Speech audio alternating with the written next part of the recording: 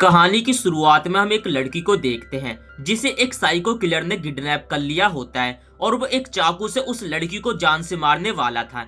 लेकिन उस लड़की के चेहरे पर ना कोई शिकस्त थी और वो उस किलर को देखकर यहाँ पे जोर जोर से मुस्कुरा रही थी। तब वो किलर उस लड़की को डराने के लिए उस चाकू की जगह उससे एक बड़े चाकू को उठा लेता है और उस लड़की को मारने लगता है। लेकिन वो लड़की अभी भी बिल्कुल भी डर नहीं रही थी, जिस पे वो किलर उस लड़की से पूछने लगता है आखिर तुम इतना ज्यादा मुस्कुरा क्यों रही हो। जिस पे वो लड़की कहती है कि मेरा बॉयफ्रेंड आकर मुझे यहाँ पे बचा लेगा। लेकिन यहाँ पे किलर को कुछ भी समझ नहीं आता है। तो कहानी की शुरुआत में हम एक दामिनी नाम की लड़की को देखते हैं जो कि रेलवे स्टेशन पे अपने बॉयफ्रेंड के आने का इंतजार कर रही थी। तभी उसके पास एक अननोन पर्सन आता है जो कि उसके चेहरे के ऊपर बेहोशी का स्प्रे छिड़क देता है, जिस कारण यहाँ पे दामिनी धीरे धीरे बेहोश होने लगती है। लेकिन बेहोश होने से पहले वो अपने बॉयफ्रेंड को आता हुआ देखती है, जिस कारण वो खुश हो जाती है। दरअसल दामिनी का जो बॉयफ्रेंड था वो एक अंधा आदमी था। किलर देखता है कि जब ये अंधा आदमी है तो उसके बॉयफ्रेंड के सामने वो दामिनी को छुपके से उठाकर ले जाता है। तब यहाँ पे गौतम को थोड़ा शक होने लगता है, जिस कारण वो यहाँ पे दामिनी का नाम पुकारता है, लेकिन उसे कोई सा भी रिस्पॉन्स नहीं मिलता है, जिस कारण वो जमीन पे यहाँ पे क्लू ढूंढने लगता है। तभी उसे यहाँ पे दामिनी का एक कान की रिंग मिलती है, जिससे यहाँ पे गौतम का शक यकीन में बदल जाता है कि दामिनी का किडनैप हो चुका है। इसके बाद सीन शिफ्ट होता है और हम उस किलर के अड्डे का सीन देखते हैं जिसने कि दामिनी को यहाँ पे किडनैप करके रखा होता है।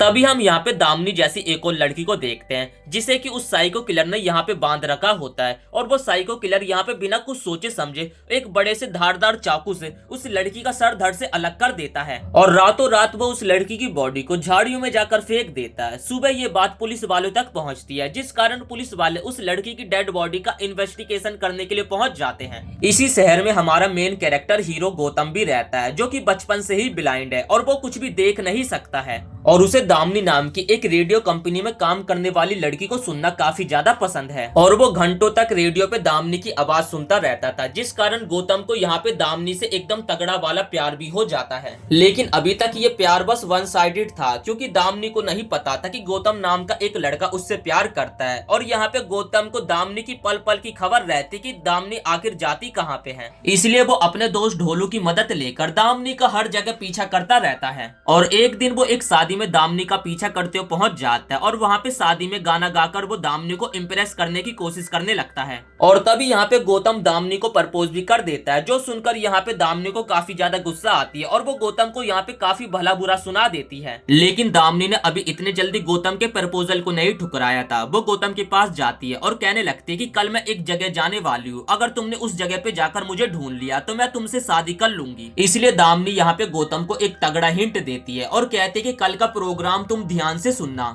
और यहाँ पे गौतम अगले दिन पूरा मन लगा के दामिनी की आवाज सुनता रहता है, जिस कारण उसे पता भी चल जाता कि आखिर दामिनी उससे कहाँ मिलने वाली है। तब हम देखते कि अगले दिन दामिनी गौतम का एक रेलवे स्टेशन पे इंतजार कर रही थी और उसे यहाँ पे गौतम का इंतजार करते करते काफी देर हो चुकी थी, जिस कारण यहाँ पे दामिनी काफी ज्यादा इरिटेट भी होने लगती है। उसे लगता कि अब शायद से गौतम नहीं आने वाला है और जैसी वो यहाँ से जाने वाली होती तभी उसके सामने एक अननोन पर्सन आ जाता जो कि उसके ऊपर बेहोशी का स्प्रे छिड़क देता है और यहाँ पे दामिनी बेहोश होने वाली होती, लेकिन उससे पहले वो अपने ब्लाइंड बॉयफ्रेंड को आता देखती है, जिससे वो थोड़ी सी यहाँ पे खुश रहती है। और इसके बाद का सीन तो आप लोग जानते हैं कि ब्लाइंड बॉयफ्रेंड के सामने ये फिजियो किलर दामिनी को अपने साथ उठाकर ले जाता है। इसके बाद यहाँ पे गौतम पुलिस वालों को कॉल करके यहाँ पे बुला लेता है और वो सारी खबर बताता है कि दामिनी का दरअसल किडनैप हो चुका है। इसके बाद वो किलर दामिनी के पास आता है और टेबल से एक नाइफ को उठाता है और अगले पल वो यहाँ पे दामिनी को जान से मारने वाला होता है, लेकिन वो देखता है कि दामिनी के चेहरे पर तो यहाँ पे कोई सी भी शिकस्त नहीं है और उल्टा वो उस किलर को देखकर यहाँ पे काफी मुस्कुरा रही है। तब वो किलर कहता है कि आखिर तुम इतना मुस्कुरा क्यों रही हो, जिस पे दामिनी उसे कहते कि दरअसल मेरा बॉयफ्रेंड आकर यहाँ पे मुझे बचा लेगा तो मुझे डरने की बात तो कोई है ही नहीं। तब यहाँ पे दामिनी उस किलर को कहने लगते कि आज से 7 दिन बाद मेरा जन्मदिन है, अगर 7 दिन के अंदर मैं गौतम के पास नहीं पहुंच पाई तो 8वें दिन गौतम मुझे कहीं से भी ढूंढ निकालेगा। ये सुनकर वो किलर यहाँ पे दामिनी को मारता नहीं है और साथ ही उसके यहाँ पे चैलेंज को एक्सेप्ट कर लेता है। इसके बाद हम उस किलर को देखते हैं जो कि एक ओला ओवर के माध्यम से एक लड़की को बेहोशी का स्प्रे छिड़क कर उसे यहाँ पे बेहोश कर देता है और अपने अड्डे पे यहाँ पर लेकर आ जाता है। दामिनी की जगह वो किलर उस लड़की के हाथ पैर को बांध देता है और अगली पल उस लड़की के यहाँ पे सर को धड़ से अलग कर देता है, जो देखकर यहाँ पे दामिनी काफी ज्यादा डर जाती है। जिसके बाद वो किलर दामिनी के पास आता है और उसे कहने लगता है कि अगर 7 दिन के अंदर तुम्हारा बॉयफ्रेंड यहाँ पे नहीं आया तो मैं तुम्हारे बॉयफ्रेंड का सर काट के तुम्हारे हाथ में ही रख दूंगा। अब अगले दिन ये किलर उस लड़की की डेड बॉडी को भी उसी तरीके से फेंक देता है जैसे कि इसने पिछली डेड बॉडी के साथ किया था। तभी यहाँ पे ऑफिसर मुथ्थू अपने सीनियर को बताता है कि दामिनी के फादर ने इस बात का खुलासा किया कि ये डेड बॉडी दामिनी की नहीं है। तभी यहाँ पे गौतम भी पहुंच जाता है और वो उस डेड बॉडी की स्मेल से पहचान लेता है कि ये डेड बॉडी दामिनी की नहीं है। इसके बाद हम गौतम को देखते हैं जो कि अगली पल एक कमला नाम की रिटायर्ड पुलिस ऑफिसर के घर पहुंचता है, जिसे कि इस केस के बारे में सारी चीजें वो बता देता है। तभी यहाँ पे कमला गौतम को यहाँ आने के लिए मना कर देती है और साथ ही वो गौतम को यहाँ पे काफी ज्यादा अनाप शनाप बक देती है। दरअसल कमला ने एक हादसे में अपने दोनों हाथ पैर को गवा दिया था और तब से वो एक व्हील चेयर का सहारा लेने लगी। कमला गौतम की मदद करने के लिए तैयार नहीं होती, जिस कारण गौतम कमला को एक जोर का चाटा मारता है और उसके बाद वो यहाँ से चला जाता है। दूसरी तरफ पुलिस वाले भी एक प्रोस्टिट्यूट के इलाके में पहुंचकर एक लेडी से यहाँ पे उस किलर के बारे में सवाल जवाब करने लगते हैं। इसके बाद हम कमला को देखते जो कि गौतम के घर पहुंच जाती है और वो इस बार डिसाइड करके आई थी कि वो गौतम की मदद करके रहेगी और वो इस बार किसी भी लड़की की जान नहीं जाने देगी। कमला कहती कि पहले तो हमें इस केस के बारे में सारी डिटेल इकट्ठा करनी पड़ेगी जो कि अभी सीआईडी के पास है और हमें वहाँ पे जाके उन सारी डिटेल को चोरी करना पड़ेगा। 1 साल पहले कमला ने इस केस के ऊपर काम किया था, जिस कारण उसे पता है कि सारे सबूत आखिर कहाँ पे रखे होंगे। कमला की हेल्प की मदद से गौतम बिना किसी देरी के सीआईडी के हेडक्वार्टर पहुंच जाता है सारे सबूतों को चोरी करने के लिए। तभी हम देखते कि यहाँ पे गौतम के ऊपर कोई नजर रखा हुआ था और पीछे से गौतम को पकड़ लेते हैं। तभी यहाँ पे ऑफिसर मुथ्थू आ जाता है जो कि अपने घर की चाबी को भूल गया था और वो यहाँ पे अपने घर की चाबी को लेने के लिए आया था अलमारी से लेकर और वो वापिस चला जाता है। और तब हमें पता चलता है कि इस रूम में एक दूसरा इंसान अकबर हवलदार था जिसने कि यहाँ पे गौतम की मदद करी थी और वो यहाँ पे गौतम को सारे सबूतों की जेरोक्स कॉपी बना के दे देता है। खैर जब यहाँ पे गौतम सारी डिटेल्स को लेकर घर पहुंचता है तभी यहाँ पे कमला को पता चलता है कि टोटल अभी तक 14 लड़कियां किडनैप हो चुकी हैं। जिसके बाद वो लोग यहाँ पे इस केस के बारे में डिस्कशन करने लगते हैं और अगले दिन सुबह होते ही वो लोग उन सभी फैमिली के घर पहुंचते हैं जिनकी बेटियां किडनैप हो चुकी थी। तब यहाँ पे उनके फैमिली मेंबर्स बताते हैं कि जब उनकी बेटी घर आ रही थी तभी रास्ते से वो अचानक से गायब हो गई। ये सारी बातें सुनकर यहाँ पे गौतम को थोड़ा सा अटपटा लगता है और उसके बाद गौतम हर उस जगह पे पहुंच जाता है जहाँ पर उन फैमिली मेंबर्स की लड़की अचानक से गायब हुई थी। तब गौतम एक बार नोटिस करता जहाँ से भी लड़कियां अचानक से गायब हुई थी वहाँ पे एक सरकारी डस्टबिन था। तब यहाँ पे गौतम और कमला को लगने लगता है कि जब वो लड़कियां अपने घर आ रही होंगी तभी उन लड़कियों को डस्टबिन के पास कुछ अनोखी चीज दिखी होगी जिस कारण वो डस्टबिन के पास रुकी होंगी। तब यहाँ पे गौतम आसपास के बच्चों को बुलाकर इस बारे में पूछने लगता है, जिसपे यहाँ पे एक बच्चा बताता है कि हमने एक रूपा नाम की लड़की के हाथ में एक प्यारा सा पपी देखा था। पपी का इस केस में आने के बाद ये लोग यहाँ पे सोचने लगते हैं कि शायद से वो किलर एक प्यारे से पहले पपी को खरीदता होगा और उसके बाद उस पपी को लेकर डस्टबिन के पास बांध देता होगा और जब वहां से डस्टबिन के पास से कोई लड़कियां गुजरती होगी तब वो किलर उस पपी को उन लड़कियों के हाथ में देखकर कहता होगा कि ये पपी मेरा, और जैसे ही वो लड़कियां उस किलर को उस पपी को देने के लिए जाती होंगी तभी वो किलर उन लड़कियों को किडनैप कर लेता होगा। दूसरे दिन किडनैपर ठीक इसी तरीके से एक पपी का यूज करते हुए यहाँ पे एक लड़की को किडनैप करने के लिए आ जाता है, लेकिन वो किलर इस बार अपने प्लान में सक्सेस नहीं होता है क्योंकि यहाँ पे गौतम और कमला ने ट्विटर पे ट्वीट करके सभी को बता दिया था कि अगर तुम्हें कहीं पे भी एक पपी दिखे तो उस पपी से दूर रहना, जिस कारण ये लड़की यहाँ पे नहीं फंसती है और इस किलर का यहाँ पे प्लान फेल हो जाता है। जब इस किलर को इस बारे में पता चलता है तो उसे काफी ज्यादा गुस्सा आती है। यहाँ पे तिल मिलाया वो किलर एक हैकर के पास जाता है और उस हैकर के पास जाकर उस पोस्ट को डिलीट करने के लिए कहता है और जैसे वो हैकर यहाँ पे उस पोस्ट को डिलीट कर देता है तो अगले पल ही वो किलर उस हैकर को भी बहुत ही बेरहमी से मार देता है। अब इस बार वो किलर जो लड़की उससे सुबह बच गई थी उस लड़की को किडनैप कर लेता है और उस लड़की को किडनैप करके अपने अड्डे पे लेकर आ जाता है और उसी तरीके से उस लड़की को काफी बेरहमी से जान से मार देता है और उस लड़की की यहाँ पे डेड बॉडी को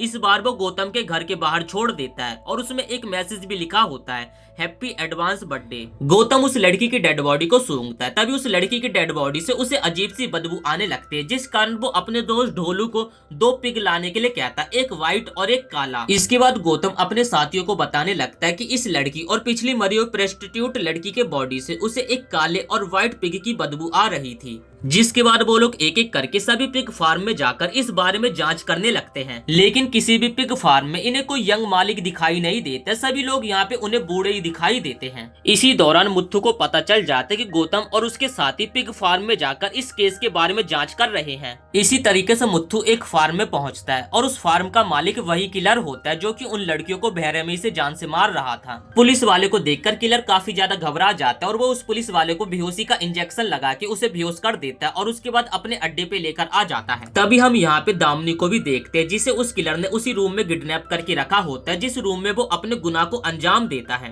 दामिनी पानी को छिड़क कर पुलिस वाले को जगाती है और उसे कहने लगती है कि तुम्हें यहाँ से भागना होगा, जिसपे वो पुलिस वाला कहने लगता है कि मुझसे नहीं होगा। तब वो किलर यहाँ पे आ जाता है जो कि उस पुलिस वाले को भी यहाँ पे काफी बेरहमी से दामिनी के सामने जान से मार देता है। इसके बाद हम गौतम और उसकी टीम को देखते जिन्होंने सभी फार्मों में जाकर जांच कर ली थी, लेकिन अभी तक उन लोगों को उस किलर के बारे में कोई सा भी क्लू नहीं मिला। लेकिन कमला को पूरा शक होता है कि किलर इन्हीं फार्मों में से किसी न किसी फार्म में जरूर होगा। इसके बाद हम गौतम को देखते जो कि अपने घर के टेरिस पे खड़ा होता है। तभी उसके घर के बाहर एक कार आकर रुकती है और गौतम यहाँ पे समझ जाता है कि ये कार उसी किलर की है। जिसके बाद गौतम जानबूझ के अपने हाथ में एक कैक्टस का पौधा लेकर उस किलर की कार के पास आकर रुक जाता है। तभी यहाँ पे ढोलू कार लेकर आ जाता है और उस किलर की कार का पीछा करने लगता है और यहाँ पे उन दोनों के बीच में एक काफी तगड़ी चेज होती है। लेकिन यहाँ पे दुर्भाग्य से वो जो किलर होता है ढोलू को यहाँ पे काफी बेरहमी से जान से मार देता है। अगले दिन गौतम को अपने दोस्त ढोलू की लाश दिखती है, जिसे देखकर वो यहाँ पे काफी ज्यादा दुखी हो जाता है और इसके बाद यहाँ पे गौतम तय करता है कि अब वो इस किलर को बिल्कुल भी नहीं छोड़ेगा और उसे कहीं ना कहीं से ढूंढ कर निकालेगा। इसके बाद हम दामिनी को देखते जो कि ऐसे टहल रही थी। तभी उसे एक काल कोठरी में एक औरत दिखाई देती है, जिसे उस किलर ने कई सालों से एक काल कोठरी में किडनैप करके रखा हुआ है। तब वो औरत बताती है कि मेरा नाम रेचल है और मैं उंगली मार की एक टीचर थी। तब रेचल बताती कि उंगली मार बचपन में एक अनाथालय में पढ़ता था और मैं उसकी टीचर थी। मैंने उसे बचपन में एक सजा दी थी जिसका बदला वो आज मुझसे चुका रहा है। जिसके बाद हम कमला को देखते जिसने मैप के ऊपर माचिस की तीलियां लगा दी थी, जिस कारण गौतम को मैप समझने में आसानी हो। गौतम भी यहाँ पे माचिस के सहारे मैप को एकदम बारीकी से समझ लेता है। इसके बाद हम गौतम और कमला को देखते हैं। कमला यहाँ पे गौतम को इशारे देती है और गौतम उसी के दौरान पे यहाँ पे कार को चला रहा था। इसके बाद उंगली मार दामिनी की आंखों पे पट्टी बांध देता है और उसे एक जगह पे लाकर बैठार देता है और यहाँ पे उसकी टीचर रेचल भी होती है। उसके साथ बचपन में जो भी घटनाएं हुई थी यहाँ पे उंगली मार अपनी टीचर के साथ करने वाला है। उस दिन उसकी टीचर ने उसे 60 बार डंडी से मारा था, जिस कारण यहाँ पे उंगली मार अपनी टीचर के सामने गिड़गिड़ाने लगता है।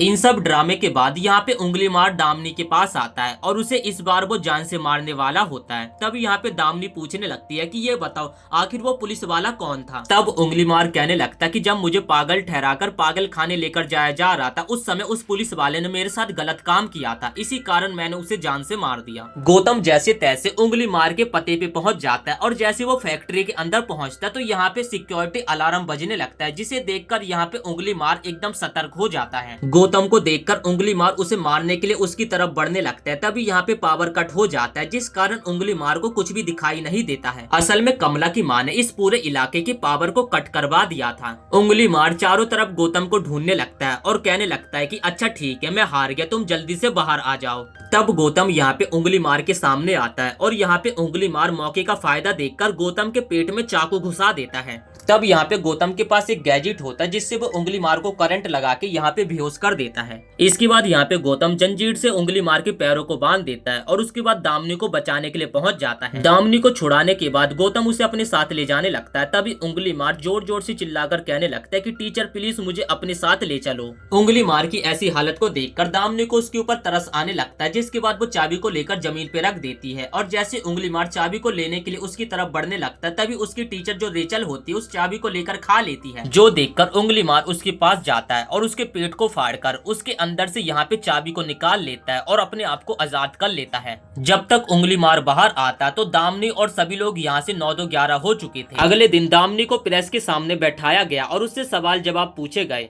जिस पे दामिनी बताते कि मुझे उस किलर के अंदर कोई किलर नहीं दिखाई दिया बल्कि एक बच्चा दिखाई दिया जिसे कि सभी लोगों ने अकेला छोड़ दिया था और वो अपने अकेलेपन को बर्दाश्त नहीं कर पाया, जिस कारण वो एक किलर बन गया। और अगर मैं उसकी माँ या बहन होती तो उसे इतना प्यार देती जिससे कि वो एक साइको किलर कभी बनता ही नहीं। ये सब चीजें यहाँ पे वो साइको किलर देख रहा था।